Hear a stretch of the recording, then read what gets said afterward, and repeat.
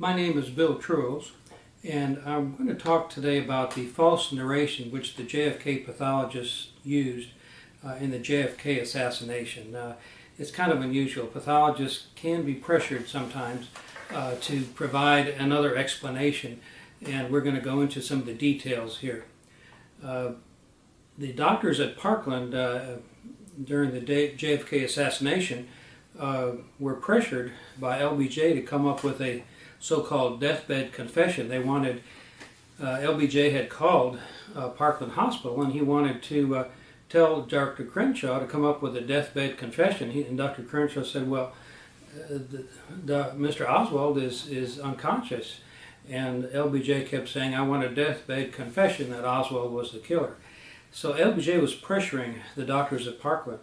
And I believe that the doctors at Bethesda were similarly pressured to come up with a lone gunman explanation, that LBJ was busy telling people privately that he thought this was a conspiracy with Cuba or Russia, but at the same time he was saying that if the American people came to believe this, it could trigger World War III against Russia or Cuba. And this therefore was important. The pathologists conclude that this was a lone gunman. Now, in fact, what was in danger was LBJ's reputation. He was in the process of being indicted with the TFX scandal and other episodes, and the JFK assassination really prevented LBJ's reputation from nuclear destruction. So what did the pathologists do? They started doing an autopsy, and then they subsequently burned their notes and started over. And what they did is they changed the location of this wound in the back of the head, and they moved it up from the back of the posterior skull, the size of a baseball, up to the external occipital protuberance, the size of a marble, because they were basically changing an exit wound, a large exit wound, into a small entry wound and moving it up 4.5 inches.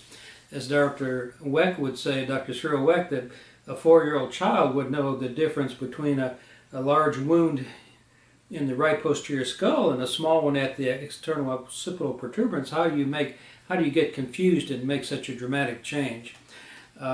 Now, Dr. Gary Aguilar has researched the Parkland and Bethesda witnesses, and he counted 30 witnesses that said that there was a baseball-sized wound in the back of the head, a very large wound. The only two that differed were the pathologists at Bethesda, who I believe were pressured by LBJ, and they said, well, no, there's just a marble-sized wound in the external occipital protuberance up high, in order to create the idea that this was an entry wound from a lone gunman firing from the rear. So the other note that to be changed is that the size of the wound was changed from the size of a baseball, as Dr. Crenshaw described me, to the size of a marble. And again, this is a mistake that somebody could easily make. Now, another piece of evidence that was presented was a false photograph of the back of JFK's head and neck, which, in my opinion, was a photograph of a completely different person, showing the back of the skull to be intact. The photographers, in my opinion, used a different body to show the back of the head and the neck to be intact. Now, in the process, they had to add the shoulder wound to this new body, and they inadvertently placed it in the wrong position. Now, the pathologist gave a position of an entry wound in the upper shoulder that was more like the C7 or cervical level, rather than down at the T2 level farther down. JFK had an exit wound at T2 at the sternal notch, we know that. So the controversy was over where this back wound is located. Now, they used a ruler that was 14 centimeters in length, and they put it in this is called the stylomastoid foramen, and then they measured back and said that the entry wound was back at that point. Now, I've measured a number of people, a number of adult men, with a 14 centimeter ruler, and I can't get the notch, the entry wound, to go more than the C7 level on adult men. Each vertebra is about 2 centimeters in height, and the 7th vertebra would be 14 centimeters down from the base of the skull. So the C7 position, and you can feel that as if you bend your head down, you can feel the knot in the back of your neck. That's the C7 position, and that's really the position that the pathologist described. They also said that the cupola of the lung was bruised, but no pneumothorax, which again argues for a C7 instead of a T2 entry wound in the back. And also the right transverse process of T1 was nicked on X-ray, which was consistent with a downward path with a C7 entry and a T2 exit from a lone gunman firing from an elevated position in the rear. So the controversy over the entry wound, I believe, is that the entry wound was falsely placed by the photographers who were using a different body because they were trying to show everybody that the back of the head was intact for JFK in order to promote the idea of a lone gunman firing from the rear with a small entry wound. There's also the riddle of the missing brain. We know that large fragments of brain tissue were present lying on the trunk and the back seat of the car. I'm sorry to be gross about this, but it's important because even Nurse Diana Bowron stated that through this baseball-sized hole, she was able to put her hand inside of it and pack the skull, which was still oozing. So you're talking about a big hole with a significant amount of brain that was blown away by this bullet. And yet the pathologists, in order to promote the idea of a bullet, non-frangible, non-exploding bullet from the rear, said that the brain was mostly intact and said that it weighed actually 1,500 grams, which was more than a normal brain weighs. And yet we know that much of the brain was missing in Dealey Plaza, was blown away. So again, the pathologists had to provide a false narrative as to the weight of the brain to promote the idea of a lone gunman firing a non-exploding bullet from the rear. And then, of course, they had to lose the brain and lose the slides of the brain and lose the pictures of the brain because they had lied about the weight of the brain and maintained that the brain was mostly intact when, in fact, much of it had been blown away. So they had to fudge about the brain and the size of the brain. They had to fudge about the location and size of the wound in the back of the head.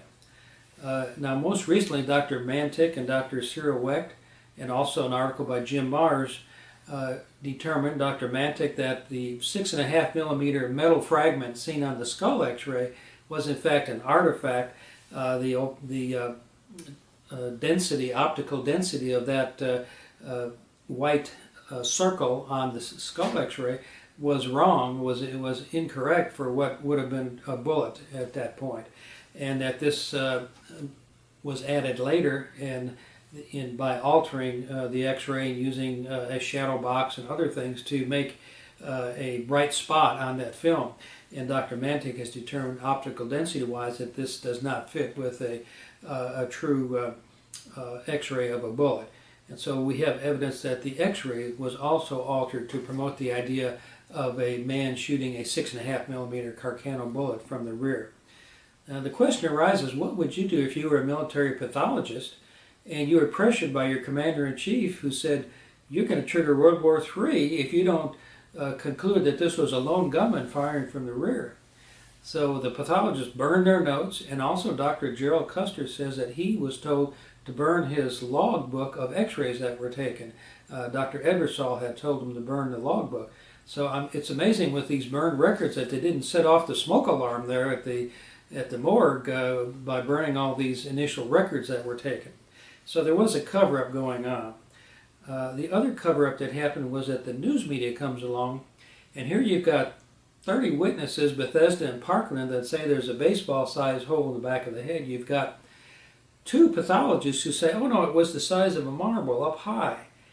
And so what does the news media do? They said, oh well, we're going to side with these pathologists because they're experts at knowing how big a hole is and where a hole is located. And this neurosurgeon, Dr. Kemp Clark at Parkland, who's described a large hole in the back of the head, he's not as experienced as this pathologist, to determine how big a hole is in the back of the head. So the news media was part of this cover-up and supported these 2 pathologists in their explanation. So the JFK assassination raises an ethical dilemma, really, for pathologists.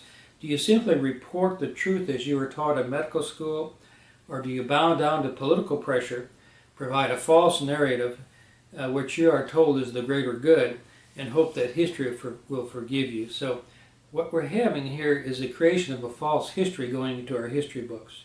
And the purpose of these videos is to try to put a more accurate account for future researchers to carry out with regard to the JFK assassination.